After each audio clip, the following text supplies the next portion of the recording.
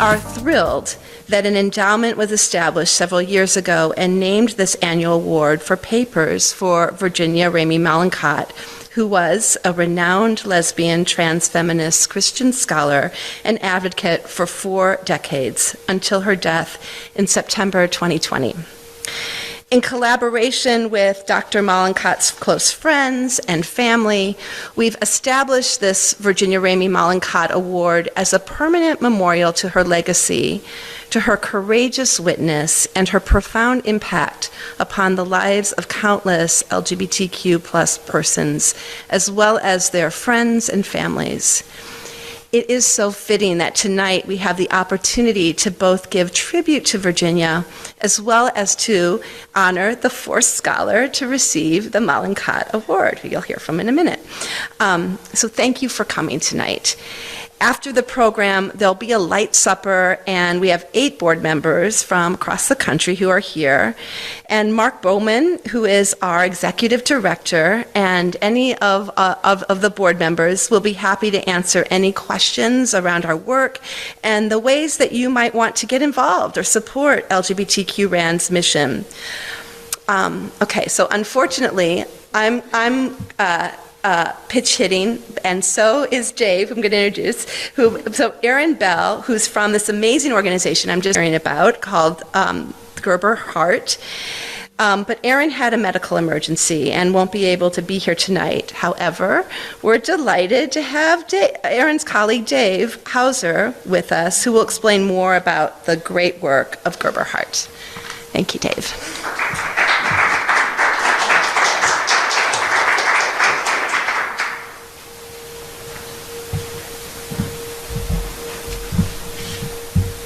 Yes, obviously I am not Erin Bell.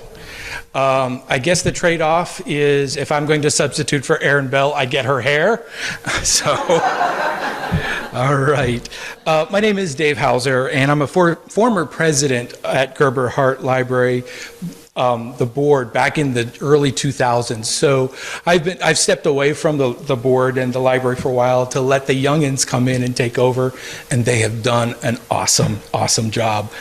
So since then, since back in the 2000s, I like to say that my time there was a wonderful time. It was the golden era, filled with all of the growing pains of one of the queer community's best kept secrets, a free gay and lesbian lending library. There, I loved to proselytize. I would snatch gay book and queer book lovers and the fresh-eyed LGBTQ folks just off the train, literally, they're on the Granville stop, walking through our doors, looking around and asking for the umpteenth time, is this a gay library? And we'd say, yes, you're home, and welcome them to our stacks. I remember as a baby gay, I would go into the different bookstores in my local public libraries, wandering through the fiction shelves, wondering, could any of these books be me? Could there be gay characters in these books? Could I dare to hope?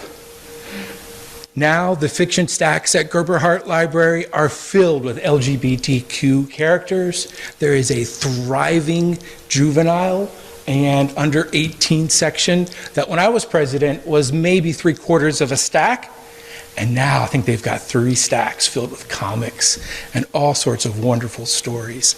The gay publishing organization has just exploded. So when I would find that occasional gay book in the public libraries, I would wonder, okay, is there a gay character in this? And here at Gerber Heart, I wonder, is the gay character perhaps spiritual? And occasionally, they are.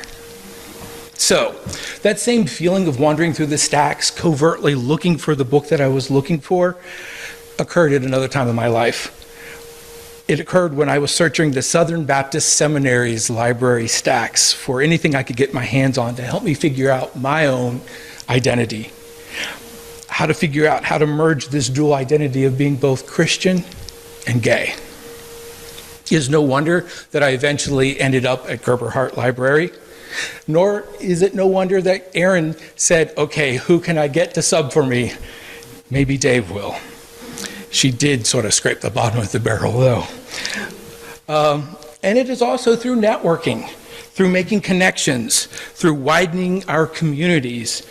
In fact, not just widening them, overlapping our communities, or that word we love to use, our intersecting communities, that I'm here today. I'm familiar with Mark Bowman. He and I bumped into each other through another connection that I have at Kirkridge, in a retreat and conference center in Pennsylvania. We met and then found out that we both lived in Chicago. And Kirkridge, where I'm on the board now, is a place where Virginia Ramey Mollenkott used to lead retreats. So all these intersections are coming through tonight. All right, enough of that. I want to read Erin's prepared remarks. Since I only had 2 hours notice, I want to at least honor her words that she's been preparing for. So these are remarks from Erin Bell. She's the operations director at Gerberhardt Library and Archives. Thank you so much for inviting Gerberhardt to speak at the 2025 Virginia Ramey Mollenkott Award Ceremony. I'm honored to have the chance to talk about our library and archives, celebrating 45 years of service to the community this year. I regret that I cannot be here in person to see you all, so thank you for reading these words on my behalf. If you're unfamiliar with Gerberhardt, we're an LGBTQ library and archives, currently based out of the Rogers Park neighborhood of Chicago. I like to say that while LGBTQ RAN is the digital, we have the physical. Our mission is to collect, preserve, and make accessible LGBTQ plus history in order to advance the larger goal of achieving justice and equality. Our archival collections features materials from the Midwest region with a focus on the Chicago and Illinois LGBTQ plus community. We have a giant circulating library collection, and she's not kidding, of thousands of books, DVDs, CDs, and even VHS tapes for those lucky enough to own a working VCR. In fact, I also will put a plug in. If you have such machines, donate them, because not only do we have the articles, we need to have the machines to run them. So if you've got Beta, if you've got VHS, don't forget to include Gerberhardt in your donations. Okay, back to her words. Our 2 archival rooms are kept around 55 degrees as the low temperature and low humidity helps preserve the 50-year-old 8mm film reels, slides, and pulp novels, along with our nearly 200 individual collections. The Norman Sandfield Gallery is home to our rotating exhibits. We just wrapped up our exhibit celebrating the Windy City Times' 40th anniversary, featuring dozens of original photographs from the paper, as well as a bevy of iconic news headlines. We are now readying an exhibit celebrating the 2nd season of our podcast, Unboxing Queer History. One of the episodes from this season is titled Sacred Remains, Traces of Queer Spirit, which specifically highlights some of the numerous collections at Gerberhardt Library featuring the experiences of religious and spiritual folks within the LGBTQ plus community. One of the motivating factors for including stories about queerness and faith in this season of the podcast is because the sheer number of collections in our archives on the subject. Whether it's our 16-box collection of Orkadosh papers, the 30-box Good Shepherd Parish MCC collection, or 17 boxes full of Lutherans Concerned newsletters, as well as a drawer of half full of Dignity Chicago and Integrity newsletters. There's also Erin's favorite, personal favorite, a near full run of RFD magazine. I've read through those. Those are just delightful.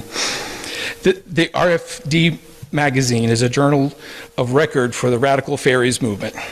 All of this, combined with our recent partnership with the Second City Sisters of Perpetual Indulgence, it has us thinking about how important spirituality and faith are to the queer community.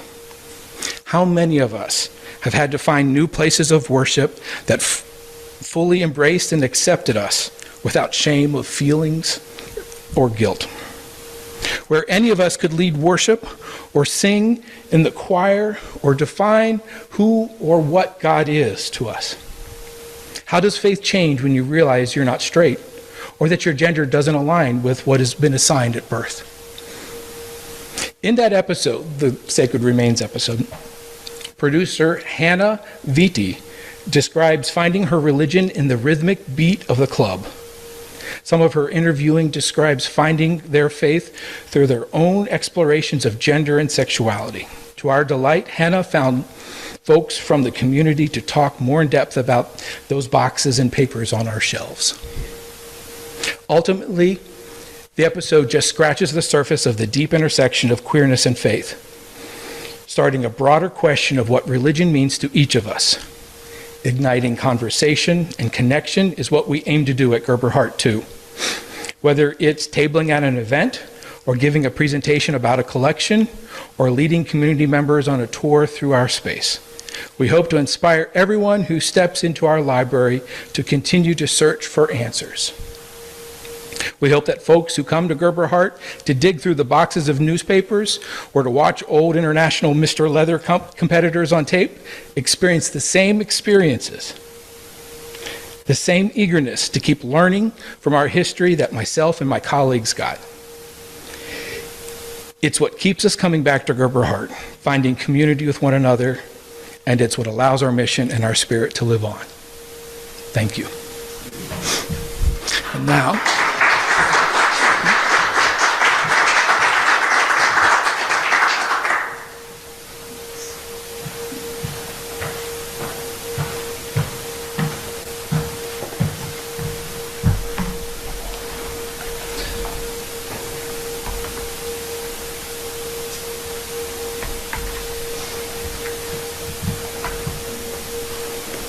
get the tech dealt with here. Hi, everybody. I'm Lee Isaac Weaver. I'm a good friend of Virginia Mollenkott's. First, I'd like to say congratulations, Heather. Nicely done. I'd like to express my gratitude to Mark and the wonderful members of the LGBTQ Religious Archives Network Board for letting me speak to you for a few minutes about my friend. I really appreciate this opportunity.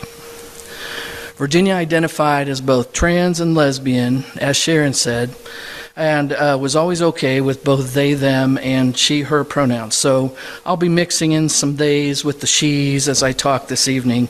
These days especially, I think it's very important to be out and open about our trans identities.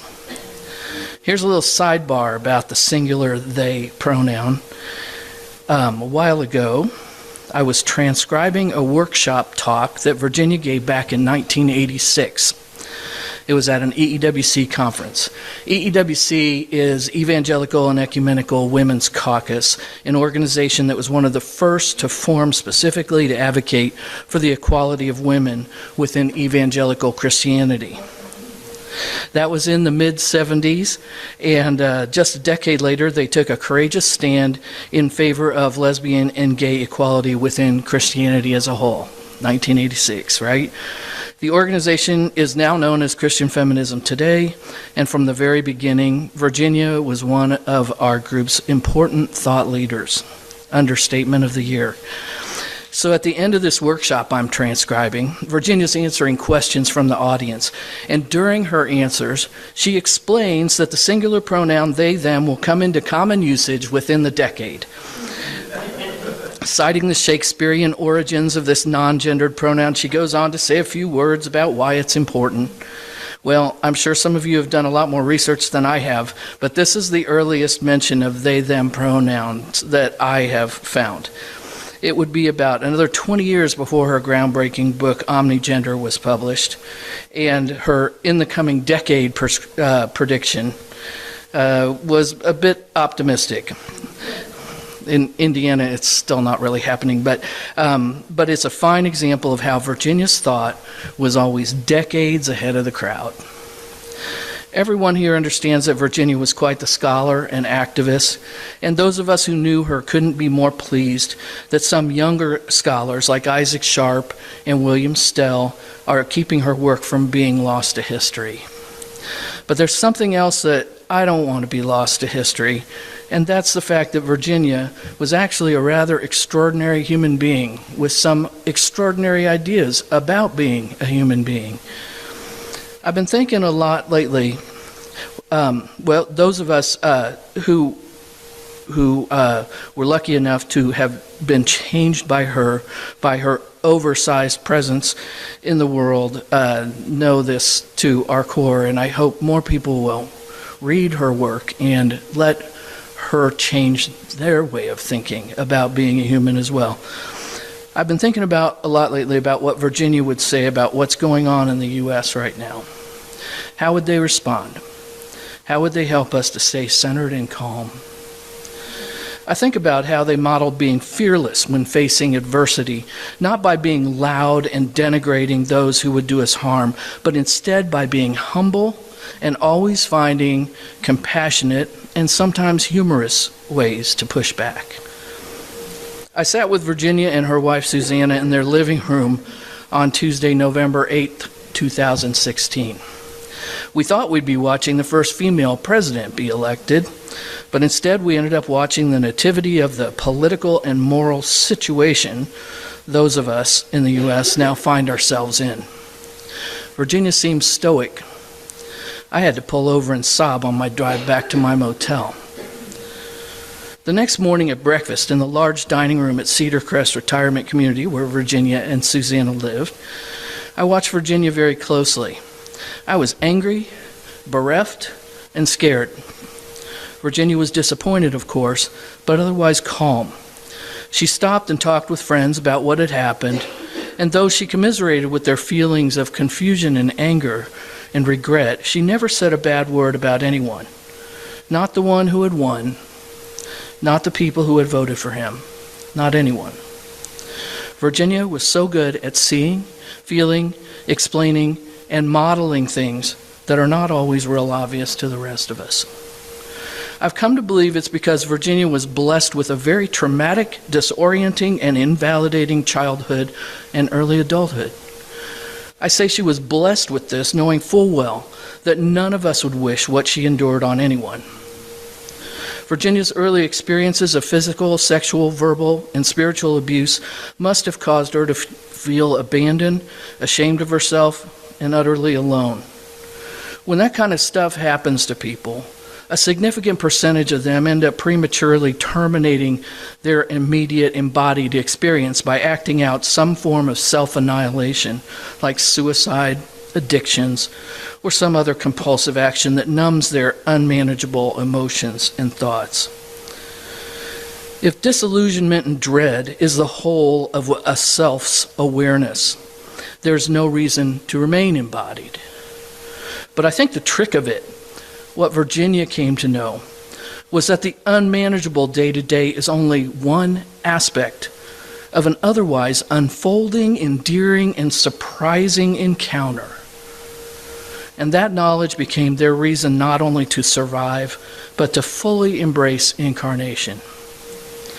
Virginia, maybe because they were surprisingly fearless and creative in the construction of their own spiritual framework, was able to maintain an awareness of both their embodiment and also their timeless encounter with divinity, which they understood to be, quote, located within my own eternal self, where the Holy Spirit dwells, unquote. For those of us who now feel traumatized, marginalized, and afraid, I think Virginia would encourage us to develop the awareness of an existence beyond the troubling day-to-day. In doing so, we can begin to see things from a vantage point that feels safer. We can come to the understanding that we are more than the suffering of our flesh and blood. We are all really the, quote, children of God thoughts within God's mind or extensions of God's self, existing together unencumbered by space and time. Virginia said and wrote a lot of really cool stuff, but I think it's her ongoing presence in the minds and hearts of those who have and will come to know her through all the knowledge she left us that carries the most precious of her lessons. Virginia can still teach us that contained in this realm of encounter there exists useful psychological constructions and spiritual concepts able to comfort and help us. We can all access the necessary awareness by surrendering our notion of separateness. She talked about this all the time, surrendering our notion of separateness and making ourselves completely vulnerable to playing our role in the ongoing experience of divine love. In doing this, we come to understand ourselves to be exactly what we are supposed to be, experiencing exactly what we are supposed to experience. Both these trying times and our own selves come together to create the correct and necessary expression of the divine. Thank you all for continuing to honor Virginia. I speak for all her friends when I say it makes us so happy to see this award being given out, the scholarship that's being done, the wonderful people you're honoring. And thank you also for allowing me the time to share some of what I knew about Virginia. Thanks.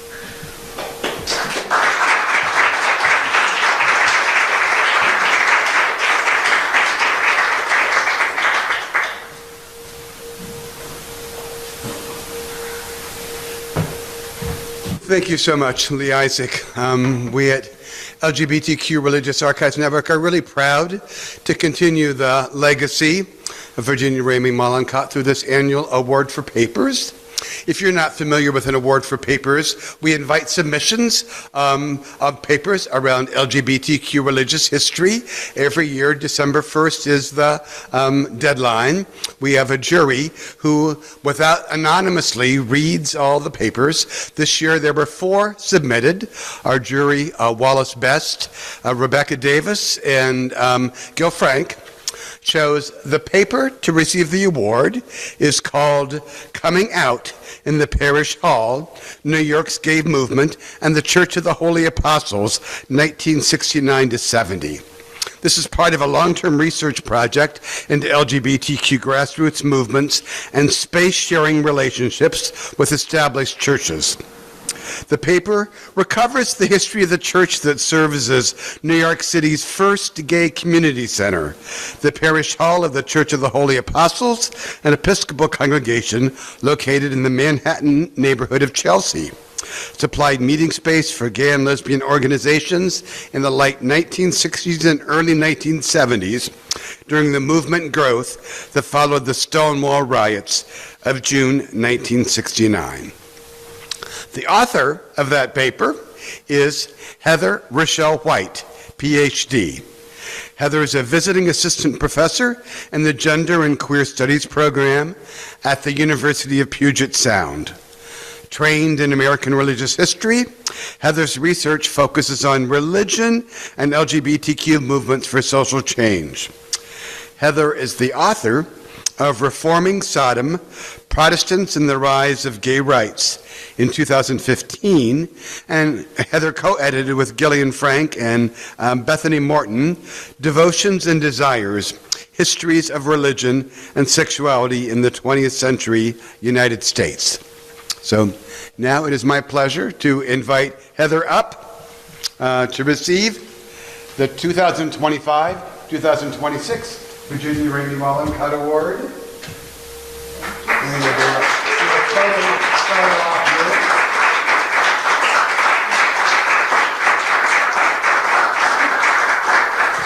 And congratulations, Heather, and I will invite board member Monique Moultrie up to have a conversation with Heather so you can hear more about the paper. You'll get to hear them talk a bit, and there will be the opportunity for you to ask questions of Heather or Monique. So, you're welcome.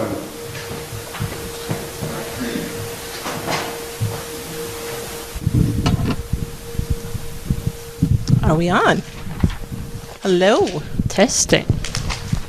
I'm so excited to be able to share with you all some of the nuggets from the paper and to get further insight. So I'm going to ask some meandering questions because I'm picking and choosing in the interest of time. And then there will be time for the audience to have questions as well. So if I say something or Heather says something that makes you have a thought, hold it so that you'll discuss with us. So Mark gave us an overview. And that overview of your paper, I think, is a good starting point. So I've known a bit about this project since 2015, when we were walking around New York City and Heather was pointing out buildings and listing off factoids. Can you walk the audience through how you found out about the Church of the Holy Apostles and its role in serving as a movement space, and what struck you about it? One of the things I love about how I found out about this story is that I actually misremembered for a little while how I found out about it.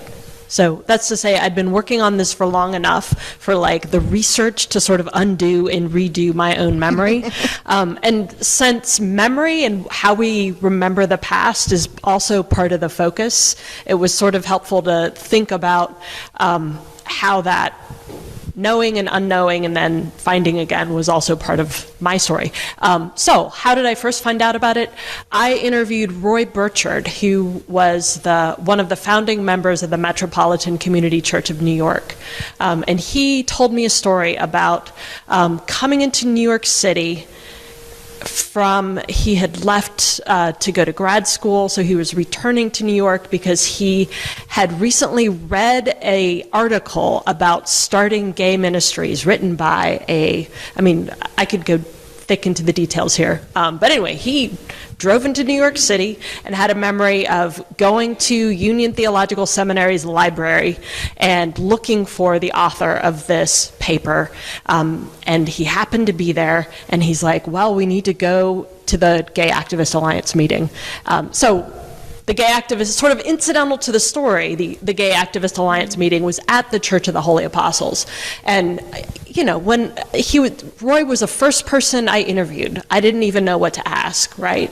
And it took a long time, it took another little while for me to loop back to that memory and realize that I had learned that early on, because another place that I found evidence of that relationship was in the addresses that all of these different groups were using, and realizing, oh wait, they're like Gay Activist Alliance, Gay Liberation Front, the Gay Women's, later Lesbian Liberation, Daughters of Bilitis. I mean, there was just a whole bunch of organizations that were naming this place as their meeting place. So sort of those two, Roy and then recognizing the addresses and then looping back to Roy, sort of were the layers of how I realized that this story was there. Okay. Thank you. So I'm a nitpicker for like good theory. And you highlight Anne Pellegrini's theory of structured unseeing. Can you tell the audience more about that and how you see this showing up in other places in LGBTQ history? Yeah, that essay by Anne Pellegrini is about queer secularism. And the question is more about, like, what does secularism feel like? And I mean, the funny thing about the answer to that question is sort of like secularism is in some cases like whiteness, right? It's she's theorizing it similar to a sense of privilege or a sense of absence that is often not salient in the experience of the individuals who connect or sort of don't have the sense that this is an aspect of their identity that is being privileged in the moment, right? So she was part of that. What that essay is doing then is thinking about what does secularism feel like, and part of the point that she's making is that there's actually what gets named secularism erases a lot of religion, and paying attention to it and highlighting and going back and noticing is an important part of the work of looking for those particulars and seeing how much of, especially the way that queerness has been, queerness, LGBTQ movement work has been assumed to be secular for so much of it. And the work of highlighting religion is a practice of, on one level, sort of challenging the unnamed and the sort of seen religious aspects of it, but also making clear how much of secularism is also often Christian, and being able to see the Christian normativity or the Christian hegemony in some of those spaces where there isn't any religious particularity being named. Yeah, and I thought that was one of the really interesting, beautiful parts of your project, is to highlight not just in the space itself, but in the having the inside-outside relationship, that also is an uncovering that I think is really rich. And so my next question is about that, because I think in your first book, what you recover is a hidden history of how medical and psychological and liberal Protestant cultural forces come to play in the naming of homosexuality in the RSV Bible. And I saw some of this work continuing in this article of you digging through buried histories that complicate how we think about LGBTQ past. So is that your thing? Is this your niche? Or is this accident? Or are these questions that you just keep turning to again and again? I really appreciate that connection, right? So the connection between, so yes, this is my niche, but then part of that niche is like following details. So the RSV stuff was translation history, and like, wait, but which Bible dictionary talks about what, when, right? Mm-hmm. So there is a lot of, it's almost mapping work that, so the Bible history stuff is a kind of mapping work. And the work I'm doing now is more literally, actually, geographically mapping work.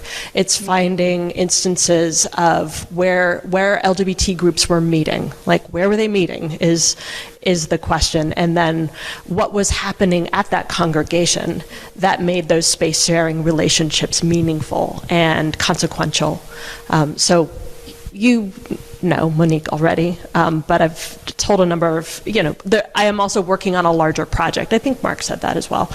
A larger project that is about the congregations that were hosting LGBT organizations around the time of Stonewall. And the question, the question where were they meeting is sort of like a question that is, but what exact words are in the text, right? So there is a detail level to that, a mapping project that I think is a thing, it's just fun. It's like the research nerd joy of finding the patterns in those questions that might initially seem to be sort of so specific that you're like, what kind of, but the patterns are really rewarding when you dig for those details. I think they are, but I also, in reading this, I was really persuaded, I think, in one of the persons you quote, who says, we met there, but it felt like, I was back in the closet. It really didn't feel great that we're meeting in these spaces. Mm-hmm. And so I was wondering how future historians do the work that you're doing without losing that nuance, that level of, this still is a site of harm. Mm-hmm. Maybe this not particular community, but this thing that it represents. And do we see this as an exception? Was this Church of the Holy Fathers like the exception? Or was it a turning point for many to then see religion as a resource or an ally? Thoughts.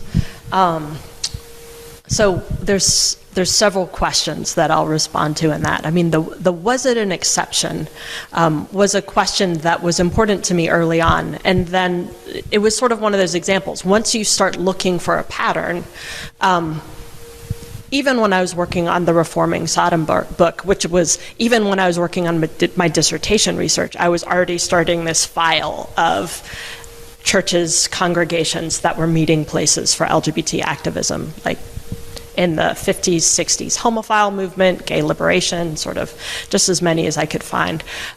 So that's to say, Holy Apostles is adamantly not an exception.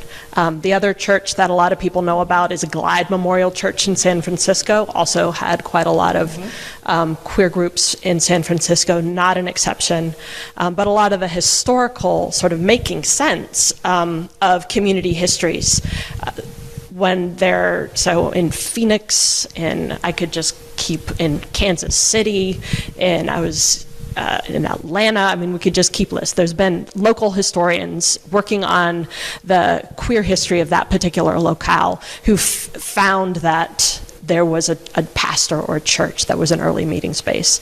And it's been an assumption in many cases that, well, this was like atypical of the assumption is of the massive anti-LGBT sort of religious, especially Christian religious background. So each of these local cases have often been interpreted as unusual, but then putting them together, not unusual at all. I mean, they may have been, well, there's more to say about how to position them within their denominations and the traditions, but absolutely, in most places across the U.S., in so many, and this is not U.S. particular either, the first on-the-ground meeting place, and in some senses, community center, right, were in these established churches and established congregations. And there's a part of that story that is about churches showing up and providing instrumental support. But there's also a part of this history that you named as well, which for some of the movement practitioners, it was movement participants, it was painful to go into spaces that reminded them of histories of trauma, or it was uncomfortable for people who were not Christian, or it was awkward if they're in, to figure out what the relationship would be with the host congregation.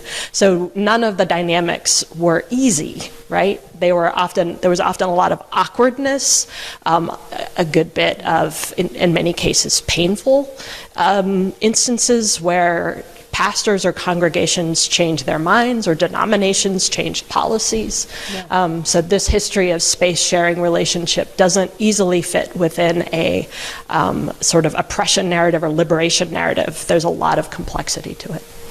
Yeah, to this point, you had a section of the paper where you tell the story of the change in Church of the Holy Apostles, how it was like a representation of elite white liberal Protestantism, and then I don't know if we'll call it gentrification because it was happening in reverse. So you had like what was Appalachians and Puerto Ricans. It was some things that didn't go together to me in my mind.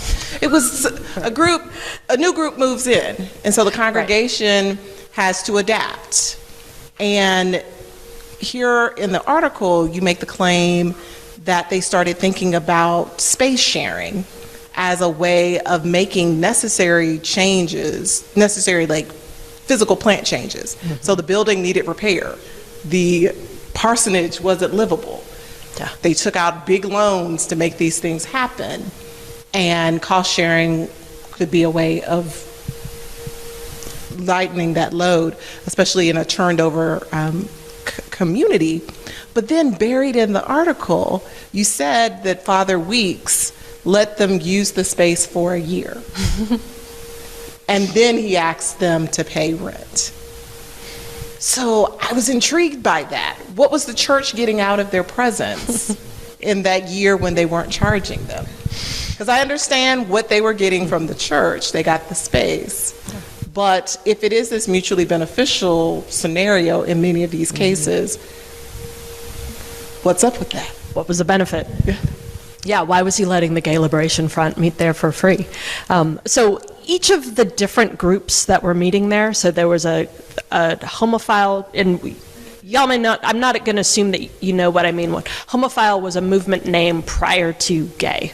And there was a couple of homophile organizations that met at Holy Apostles that actually did have pretty significant, like, space sharing fees that were, I mean, it was, the benefit was that it was a good space, it was cheaper than it was anywhere else, it did provide, but the gay I don't know, so the answer to I don't know why the Gay Liberation Front was able to meet there for a year without paying anything, but for whatever reason, Father Weeks was like, yeah, you can, like, have your discussion group here. And then about a year in was like, you guys, they're members of the congregation. I'm pretty sure that was members of the vestry, the sort of decision-making group in the church that began really pressing that the partnerships with community groups should at least come across, even, right? Yeah. Like, maybe we won't make money off of this, but they should at least help.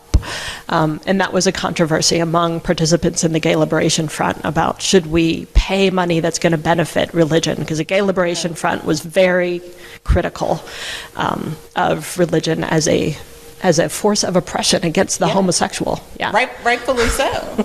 I mean, I understood it. That's why I was intrigued by, like, when they pushed back, like, should we pay? You haven't been paying? Well, then why wouldn't you pay? You're a good reader. You notice. Yeah, I even was reading through this again this time. I was like, I didn't explain that. Yeah, I don't know why the Gay Liberation Front wasn't paying any money, but there we go. For a year. So another one of my, like, rabbit holes that I found interesting that I'm going to bring, and then those of you in the audience. I only have another question left, so start thinking of yours. One of the things I appreciate about your work that I've told you many times is your ability to weave in historical archives with living interviews, with documentary evidence. Like, there's photos in the picture. She goes and interviews Father Weeks. Like, she finds the distant past and the current, present past, and brings it all into conversation.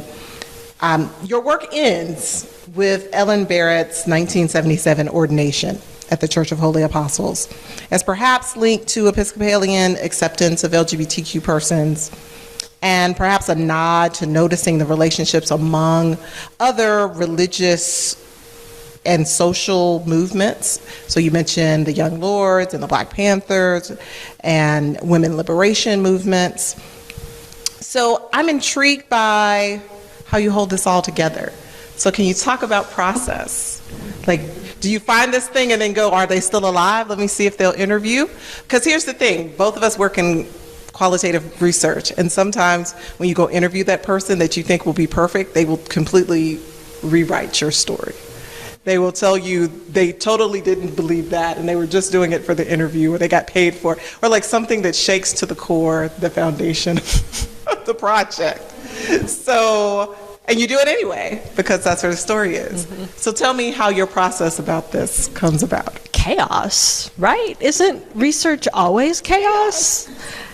And then the other part of it is, I mean, my wife is here and can say what my writing process looks like, which is also chaos. Right.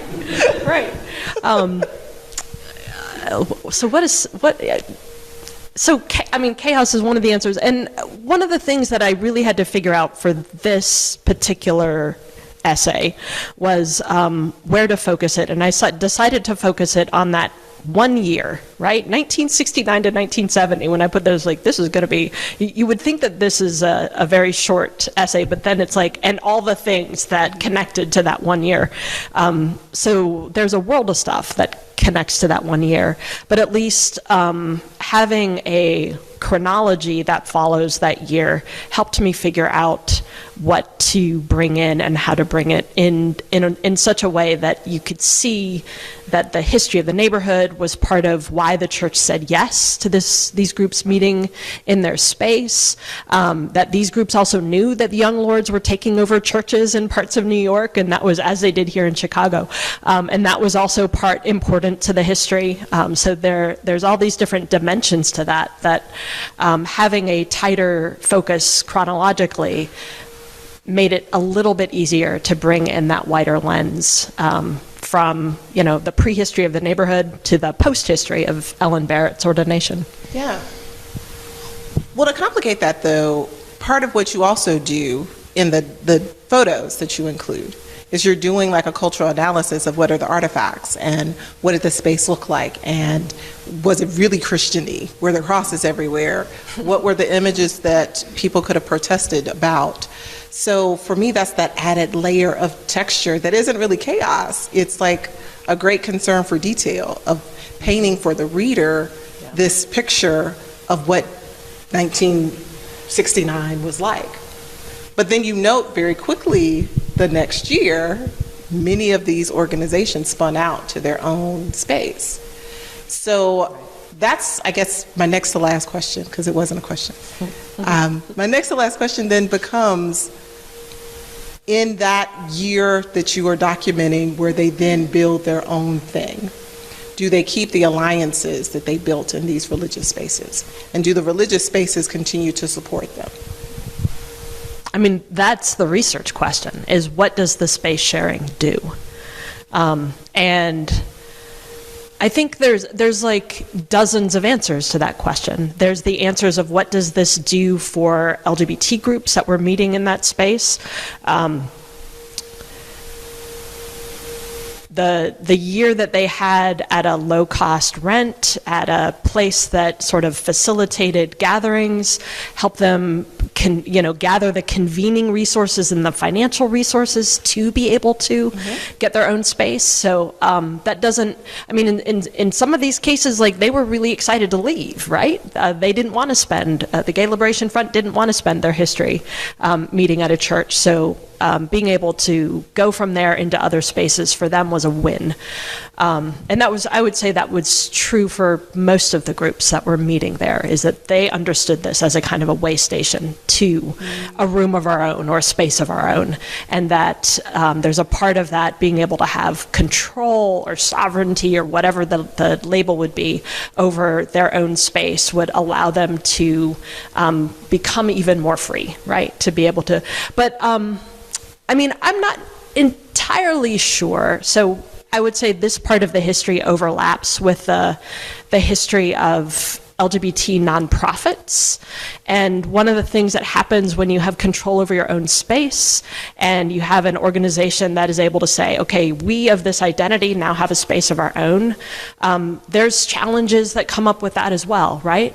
Because that then means answering other groups' questions about how to use the space. And space can be a site of conflict, even when your entire group gets to make the decisions about how to use it. So in terms of, like, did it facilitate continued connections? In some cases it did. It certainly changed the congregation, that it changed the parish. And that's why they said yes so many years later when Ellen Barrett to Ellen Barrett's ordination. So Holy Apostles was a place that Ellen Barrett, who is the first openly gay, in her case lesbian, person to be ordained in the Episcopal Church, and I'll say first openly, as in not only did her did the church know it, but it had been published in such a way that it was known to the entire denomination, and that fact of outness was what made her ordination incredibly controversial. And the Vestry of Holy Apostles unanimously voted to have that ordination take place in their sanctuary, and continued to support her afterwards. This was 1977. Ellen Barrett first set foot in this church attending a Gay Activist Alliance meeting, and at that point had no trajectory to, I mean, it was like a few years later that she began to seek ordination status. So there's all kinds of things that come tangled together in that space, and the afterlives of that don't always come together, but I think actually seeing the way that they were connected to that space is helpful for our understanding of how to make sense of it. That, for me, is a perfect place to stop, but shameless plug, Heather has not told you about what the next is. So the mapping and the Louisville and what you're doing. Okay. Brag, brag, brag.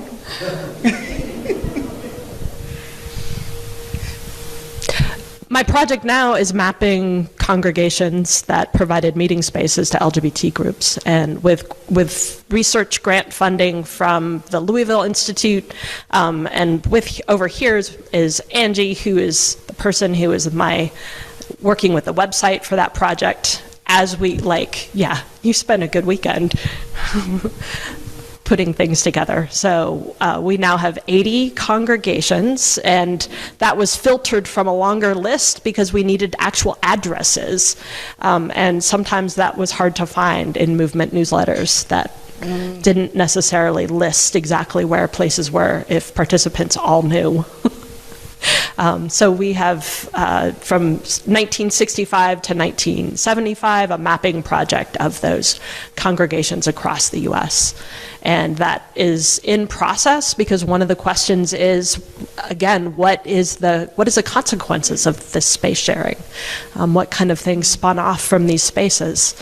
And I will say that one of the things that spun off from those spaces is a lot of the relationships that we see in the LGBT Religious Archive Network. I've found, one of the first places I look when I see names that are significant. I was just looking up Rick Husky the other day, who is one of the people, rest in peace, Rick Husky, who was a founder of the Gay Liberation Front in Northfield, Minnesota, and also a later founder of the United Methodist Gay Caucus.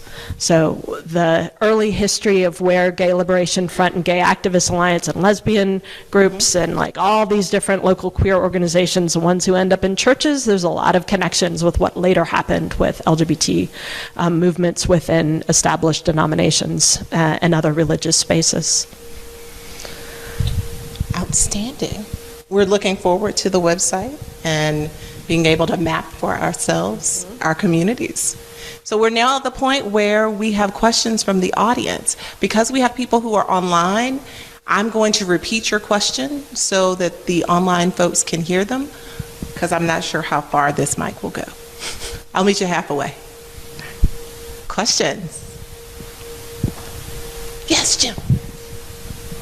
I wondered if there were gay marriages taking place in the social hall or in the sanctuary at Holy House.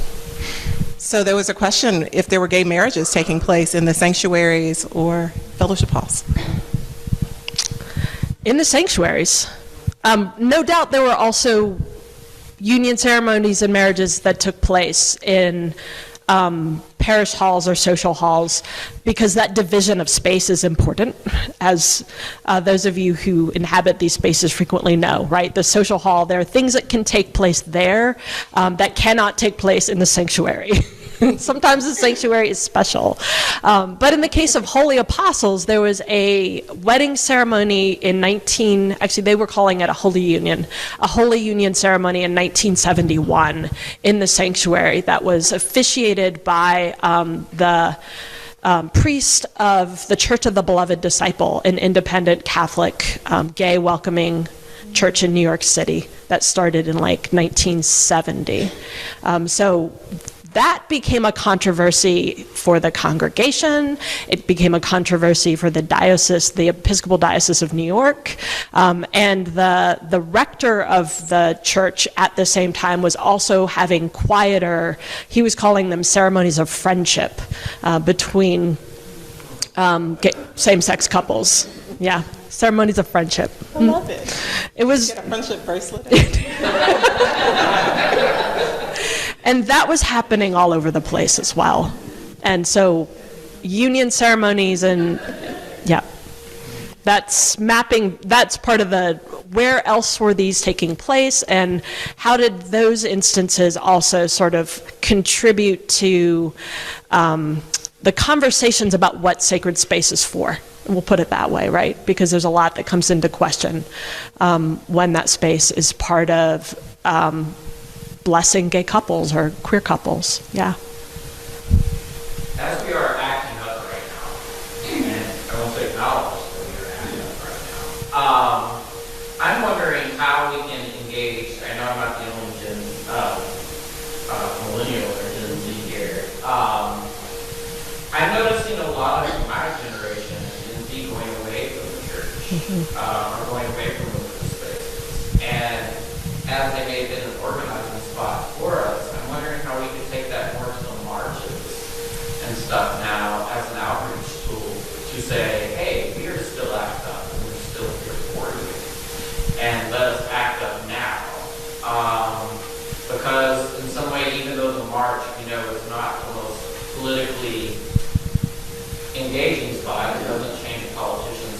but it does change people. How can we use those marches as a better outreach? Not just the front parade, because the marches seem to have value to bring back the march for us. As an organization. So the question again is to speak to the merger of religion into social movement protest. And I heard especially is how is this useful now, and how is this important now? And there, I mean, there's a lot of, here's what I think about. This won't be a direct answer. So one of the things I think about is like, where are the convening spaces for groups that are seeking social change? And it's still the case that churches are convening spaces for... And synagogues. And synagogues, thank you. Let's not forget CBS predates metropolitan churches. Thank you for that. Yeah. Yeah, so so religious spaces absolutely are movement spaces still. I know that as I was looking, I mean, in much of the training for anti-ICE actions, for example, there's a lot of that movement training that are happening within religious spaces, and congregations are using their space as convening spaces for activist groups. And I think that history is that presence continues to be important, because convening spaces are hard to find, places where we can gather in person and gather and connect and plan. Listening, I'll say one of the things that has taught me a lot is listening to Gay Liberation Front organizers say things like, well, without a space, you don't have a movement, right? So this sense that like having a physical convening space is what makes a movement is also a thing that worries me, because those convening spaces can be really hard to find. And a lot of so there are neighborhoods, there are areas that have more or less religious space, and in that way, thinking about the spaces that the spaces of congregations as a resource for their neighborhoods and for activist groups is an important thing to think about and be aware of, and to I'm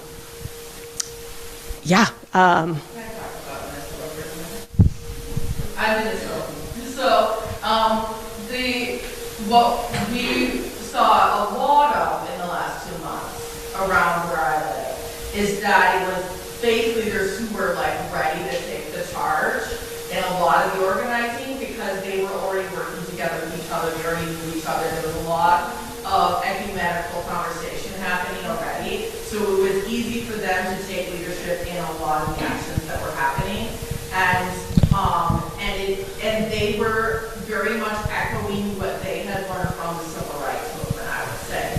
Like, they were like, faith leaders led that, and they can lead this too, and we can show that like it doesn't have to be a conflict, it can go hand in hand.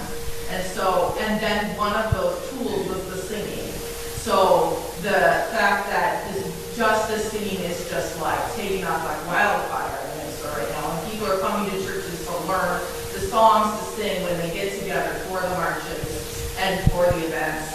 And they're like filling the churches in order to learn the songs, so we all know what to sing together when we show up for things. And the messaging of the music is very much like, it's okay to change, it's okay to stop what you're doing, it's okay to be welcomed and part of our community, instead of being like all anti. It's very rooted in a lot of Lutheran and other religious traditions of justice in it. So it's a way of like religion is setting the model for how to be organized and how to be out in the public and how to be creating community in that way in Minnesota. But I think here in Chicago, I think we work better for mentorship. Jackie's been a mentor for me forever. But I think it's the way we need here in Chicago to work better in that structure on mentoring. We need not to know that that's just a religious mentor for us, but that's a thread to bring us up into something. I'm always feeling like I'm mentoring those around me. It's part of my kind of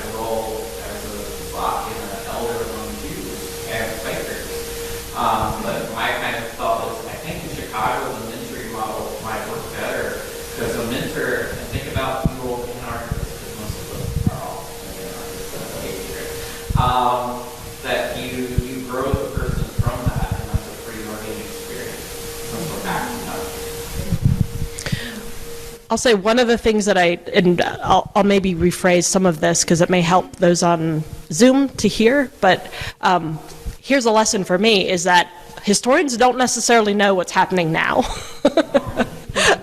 Right? I'm trying to pay attention, but I really appreciated the attention to the networks that are there through sort of ecumenical work, interreligious work, maybe mentoring work if that's a case. But also one of the things that those networks do is if they're already in place, they can be more actively sort of put into action, and it's amazing to hear about the kind of interfaith and ecumenical work that's happening in Minnesota right now. So I appreciated hearing about that. Rick. Yeah, I have a question regarding the mapping project. I live in Chicago. Are there any churches in Chicago that are on the list that you can share? Lincoln Park and that's not the only church religious space, but Lincoln Park Presbyterian was important, and this is a pattern that was true for Holy Apostles as well, that it was a center for civil rights and young lords organizing and activism. It was also early connected to homophile leaders in Chicago, and so it was important early for the Gay Liberation Front. So by early, I'm talking about like 69, very early 1970s.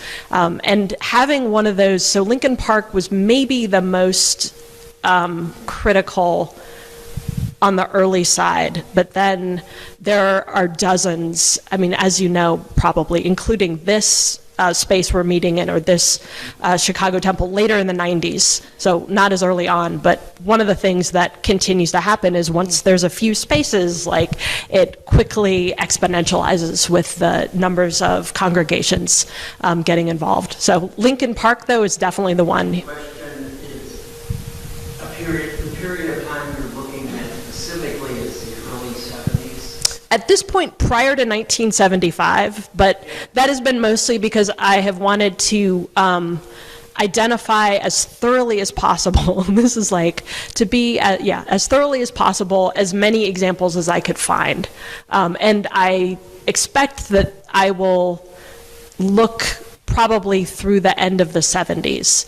But with every year, this is just where it becomes, because we're not using AI. They're humans that are doing this project.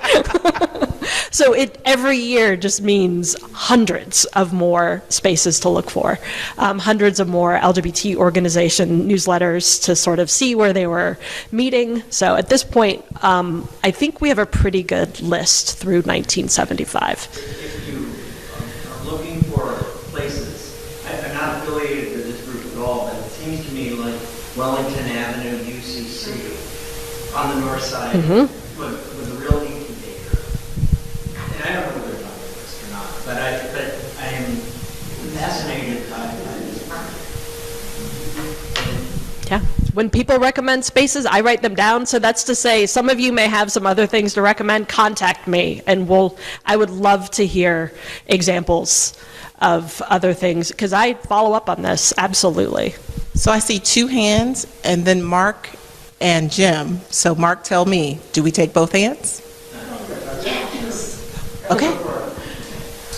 In the archives at Parish of the Holy Covenant United Methodist Church, which is on Diversity, there is actually an occasion at which Reverend Jerry Forshey performed a polyamorous family wedding, and then decided that he would report such a event to the bishop. And he did not lose his orders. So that would have been 71, 72. They also housed Black Panther's breakfast program and a free health clinic in that space. And it's very close to Lincoln Park Presbyterian and Wellington Avenue. Yeah, it's a neighborhood. Thank you. BJ? I too was going to mention Holy Covenant, because they were doing education and advocacy in their K-7 also the early 70s. Thank you. Just say a word about where people can find your paper. Would like to read your paper. It's available. Yes, it's available on our website, correct? Correct. And the journal, it's called Queer and Trans Studies in Religion. It's a journal that's an academic journal that started about 2 years ago. So if it's published through Duke University Press, and they have a open source publication. So both my paper and all of the amazing papers that have been published in QTR are available online, free. I also... Yeah, thank you.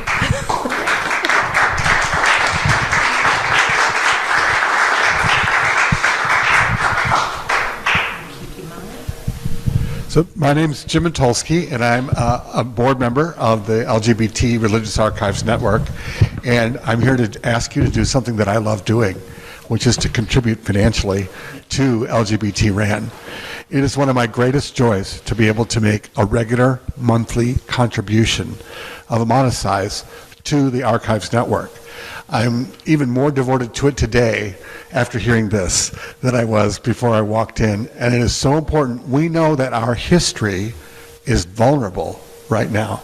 Not only does it need to be preserved because of the passage of time, it is literally being erased.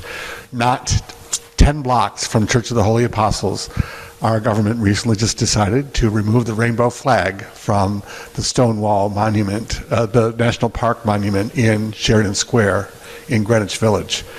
This history is vulnerable, and we have to preserve it. And so I'm inviting your financial support to the preservation and perpetuation of queer history. We're not done making history, and we're not done preserving it. So think about this: a $10 a month donation, a $20 a month donation, $100 a month donation. You know, if you can do that, those monthly donations actually help stabilize our spending and our planning for our financial future. So even if you think it's a modest amount that might not make a difference, a $60 donation once a year, do it as a $5 a month donation so that we can help stabilize and expand our financial basis. So give, please. Thank you.